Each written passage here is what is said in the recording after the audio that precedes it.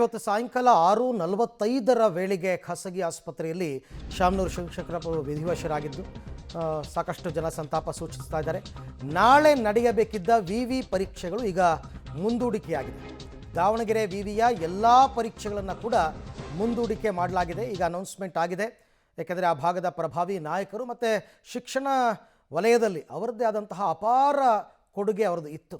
ಹಾಗಾಗಿ ಅವರಿಗೆ ಗೌರವಾರ್ಥವಾಗಿ ನಾಳೆ ದಾವಣಗೆರೆ ವಿಶ್ವವಿದ್ಯಾಲಯದ ಪರೀಕ್ಷೆಗಳೇನೇ ನಡಿಬೇಕಾಗಿತ್ತು ಎಲ್ಲವನ್ನ ಕೂಡ ಮುಂದೂಡಿಕೆ ಮಾಡಲಾಗಿದೆ ಅಂತಕ್ಕಂಥ ಮಾಹಿತಿ ಇದು ವಿಶ್ವವಿದ್ಯಾಲಯದ ವತಿಯಿಂದ ಅಧಿಕೃತವಾಗಿ ಅನೌನ್ಸ್ ಆಗಿರ್ತಕ್ಕಂಥದ್ದು. ಇನ್ನೇನು 9 ಗಂಟೆ ಅಷ್ಟೊತ್ತಿಗೆ ವೀರಶೈವ ಮಹಾಸಭಾದ ಕಚೇರಿಗೆ ಪಾರ್ಥಿವ ಶರೀರವನ್ನು ತರಲಾಗುತ್ತೆ.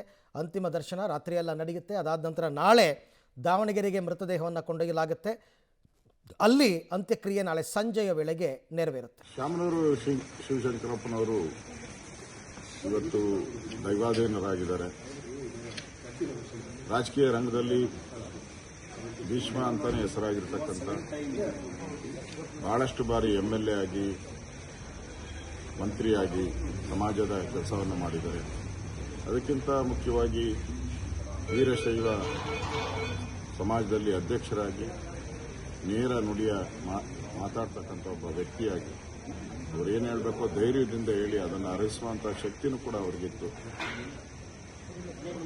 ಬಹಳಷ್ಟು ಶಿಕ್ಷಣ ಸಂಸ್ಥೆಗಳನ್ನು ದಾವಣಗೆರೆಯಲ್ಲಿ ಜಿಲ್ಲೆಯಲ್ಲಿ ಕಲಿತು ದಾವಣಗೆರೆಗೆ ಒಂದು ಹೆಸರನ್ನು ತಂದಂಥವರು. ಶಿಕ್ಷಣ ರಂಗದಲ್ಲಿ ಅವರದೇ ಆದಂಥ ಒಂದು ಛಾಪನ್ನು